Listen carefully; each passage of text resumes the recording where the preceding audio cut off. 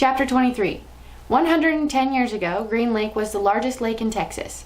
It was full of clear, cool water, and it sparkled like a giant emerald in the sun. It was especially beautiful in the spring when the peach trees, which lined the shore, bloomed with pink and rose-colored blossoms. There was always a town picnic on the 4th of July. They played games, danced, sang, and swam in the lake to keep cool. Prizes were awarded for the best peach pie and peach jam. A special prize was given every year to Miss Catherine Barlow for her fabulous spice peaches.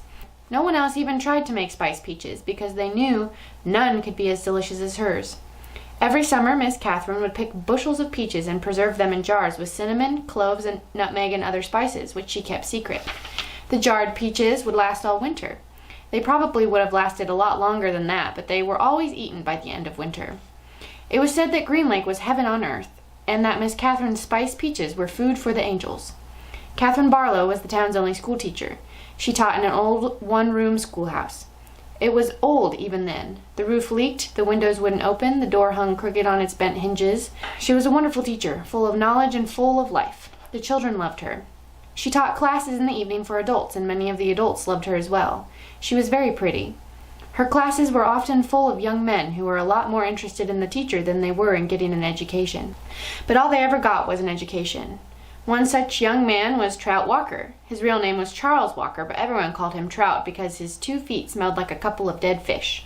This wasn't entirely Trout's fault. He had an incurable foot fungus. In fact, it was the same foot fungus that 110 years later would afflict the famous ball player Clyde Livingston. But at least Clyde Livingston showered every day. "I take a bath every Sunday morning," Trout would brag, "whether I need to or not." Most everyone in the town of Green Lake expected Miss Catherine to marry Trout Walker. He was the son of the richest man in the county. His family owned most of the peach trees and all the land on the east side of the lake. Trout often showed up at night school, but never paid attention. He talked in class and was disrespectful of the students around him. He was loud and stupid. A lot of men in town were not educated. That didn't bother Miss Catherine. She knew they'd spent most of their lives working on farms and ranches and hadn't had much schooling. That was why she was there, to teach them. But Trout didn't want to learn. He seemed to be proud of his stupidity. "How'd you like to take a ride on my new boat this Saturday?" he asked her one evening after class. "No, thank you," said Miss Catherine. "We've got a brand new boat," he said. "You don't even have to row it." "Yes, I know," said Miss Catherine. Everyone in town had seen and heard the Walkers' new boat. It made a horrible loud noise and spewed ugly black smoke over the beautiful lake. Trout had always gotten everything he ever wanted. He found it hard to believe that Miss Catherine had turned him down. He pointed his finger at her and said, "No one ever says no to Charles Walker." "I believe I just did," said Catherine Barlow. Chapter 24. Stanley was half asleep as he got in line for breakfast, but the sight of Mr. Sir awakened him. The left side of Mr. Sir's face had swollen to the size of half a cantaloupe.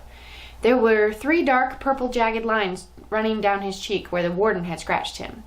The other boys in Stanley's tent had obviously seen Mr. Sir as well, but they had the good sense not to say anything. Stanley put a carton of juice and a plastic spoon on his tray. He kept his eyes down and hardly breathed as Mr. Sir ladled some oatmeal-like stuff into his bowl. He brought his tray to the table. Behind him, a boy from one of the other tents said, "Hey, what happened to your face?" There was a crash. Stanley turned to see Mr. Sir holding the boy's head against the oatmeal pot. "Is something wrong with my face?" The boy tried to speak, but couldn't. Mr. Sir had him by the throat. "Does anyone see anything wrong with my face?" asked Mr. Sir as he continued to choke the boy. Nobody said anything. Mr. Sir let the boy go. His head banged against the table as he fell to the ground. Mr. Sir stood over him and asked, "How does my face look to you now?" A gurgling sound came out of the boy's mouth. Then he managed to gasp the word, "Fine." I'm kind of handsome, don't you think?" "Yes, Mr. Sir." Out on the lake, the other boys asked Stanley what he knew about Mr. Sir's face, but he just shrugged and dug his hole. If he didn't talk about it, maybe it would go away. He worked as hard and as fast as he could, not trying to pace himself. He just wanted to get off the lake and away from Mr. Sir as soon as possible. Besides, he knew he'd get a break. "Whenever you're ready, just let me know," Zero had said. The first time the water truck came, it was driven by Mr. Pendanski. The second time, Mr. Sir was driving. No one said anything except "Thank you, Mr. Sir," as he filled each canteen. No one even dared to look at his grotesque face. As Stanley waited, he ran his tongue over the roof of his mouth and inside his cheeks. His mouth was as dry and as parched as the lake. The bright sun reflected off the side mirror of the truck, and Stanley had to shield his eyes with his hand. "Thank you, Mr. Sir," said Magnet as he took his canteen from him. "You thirsty, caveman?" Mr. Sir asked. "Yes, Mr. Sir," Stanley said, handing his canteen to him. Mr. Sir opened the nozzle and the water flowed out of the tank, but it did not go into Stanley's canteen.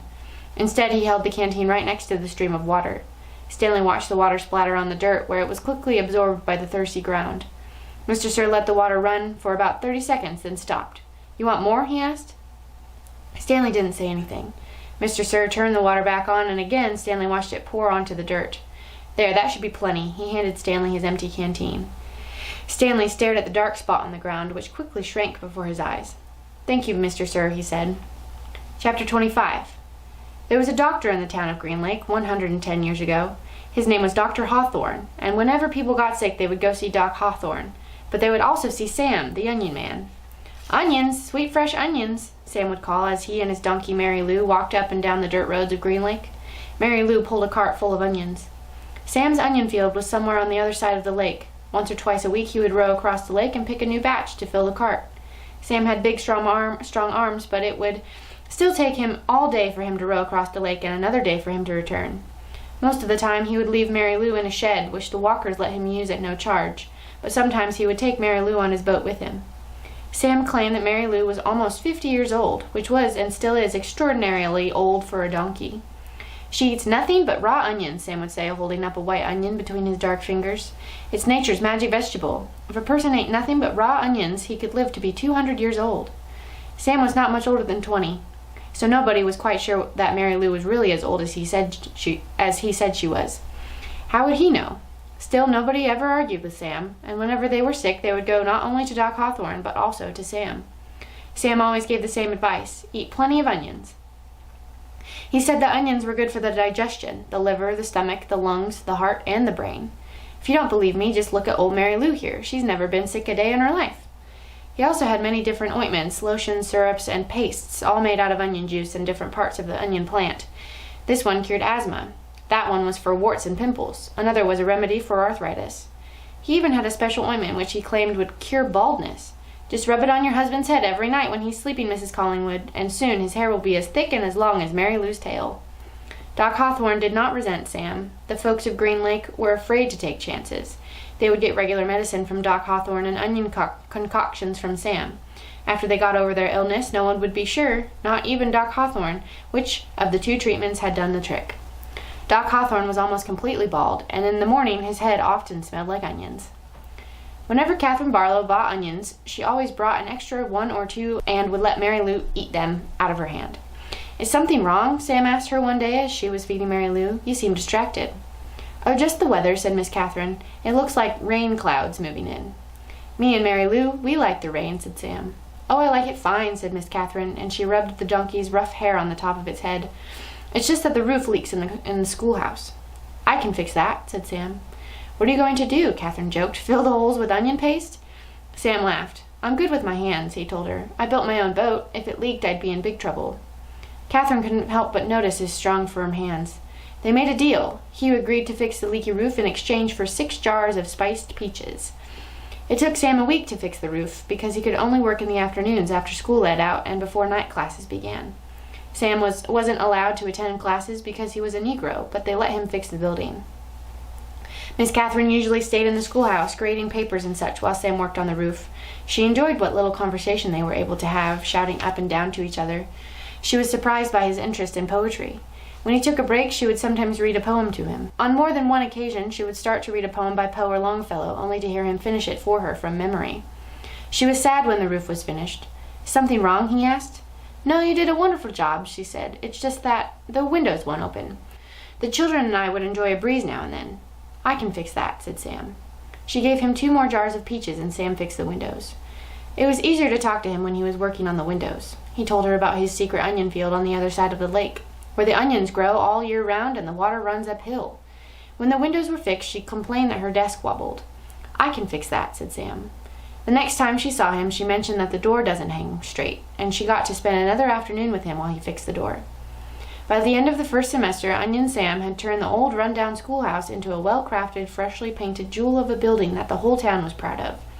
People passing by would stop and admire it. "That's our schoolhouse.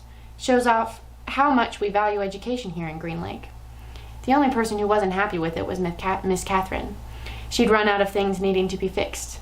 She sat at her desk one afternoon listening to the pitter-patter of the rain on the roof. No water leaked into the classroom except for the few drops that came from her eyes. "Onions, hot sweet onions," Sam called out on the street. She ran to him. She wanted to throw her arms around him, but couldn't bring herself to do it. Instead, she hugged Mary Lou's neck. "Is something wrong?" he asked her. "Oh, Sam," she said, "my heart is breaking." "I can fix that," said Sam. She turned to him. He took hold of both of her hands and kissed her. Because of the rain, there was nobody else out on the street. Even if there was, Catherine and Sam wouldn't have noticed. They were lost in their own world. At that moment, however, Hattie Parker stepped out of the general store. They didn't see her, but she saw them. She pointed her quivering finger in their direction and whispered, "God will punish you." Chapter 26. There were no telephones, but word spread quickly through the small town. By the end of the day, everyone in Green Lake had heard that the school teacher had kissed the onion picker. Not one child showed up for school the next morning. Miss Catherine sat alone in the classroom and wondered if she had lost track of the day of the week. Perhaps it was Saturday. It wouldn't have surprised her. Her brain and heart had been spinning ever since Sam kissed her. She heard a noise outside the door, then suddenly a mob of men and women were storming into the school building. They were led by Trout Walker. "There she is," Trout shouted, "the devil woman." The mob was turning over desks and ripping down bulletin boards. "She's been poisoning your children's brains with books," Trout declared. They began piling all the books in the center of the room. "Think about what you're doing," cried Miss Catherine. Someone made a grab for her, tearing her dress, but she managed to get out of the building. She ran to the sheriff's office. The sheriff had his feet up on his desk, was drinking from a bottle of whiskey. "Morning, Miss Catherine," he said. "They're destroying the schoolhouse," she said, gasping for breath. "They'll burn it to the ground if someone doesn't stop them." "Just calm your pretty self down a second," the sheriff said in a slow drawl, "and tell me what you're talking about." He got up from his desk and walked over to her. "Trout Walker has—" "Now don't go saying nothing bad about Trout Walker," said the sheriff. "We don't have much time," urged Catherine. "You've got to stop them." "You're sure pretty," said the sheriff. Miss Catherine stared at him in horror. "Kiss me," said the sheriff. She slapped him across the face. He laughed. "You kissed the onion picker. Why won't you kiss me?" She tried to slap him again, but he caught her by the hand. She tried to wriggle free. "You're drunk," she yelled. "I always get drunk before a hanging." "A hanging? Who? It's against the law for a Negro to kiss a white woman." "Well, then you'll have to hang me too," said Miss Catherine, "because I kissed him back." "It ain't against the law for you to kiss him," the sheriff explained, "just for him to kiss you." "We're all equal under the eyes of God," she declared. The sheriff laughed. "Then if Sam and I are equal, why won't you kiss me?" He laughed again. "I'll make you a deal. One sweet kiss and I won't hang your boyfriend. I'll just run him out of town." Miss Catherine jerked her hand free. As she hurried to the door, she heard the sheriff say, "The law will punish Sam, and God will punish you." She stepped back into the street and saw smoke rising from the schoolhouse.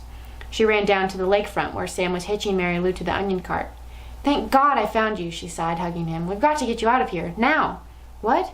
"Someone must have seen us kissing yesterday," she said. "They set fire to the schoolhouse. The sheriff said he's going to hang you." Sam hesitated for a moment, as if he couldn't quite believe it. He didn't want to believe it. "Come on, Mary Lou." "We have to leave Mary Lou behind," said Catherine. Sam stared at her a moment. There were tears in his eyes. "Okay." Sam's boat was in the water, tied to a tree by a long rope. He untied it, and they waded through the water and climbed aboard.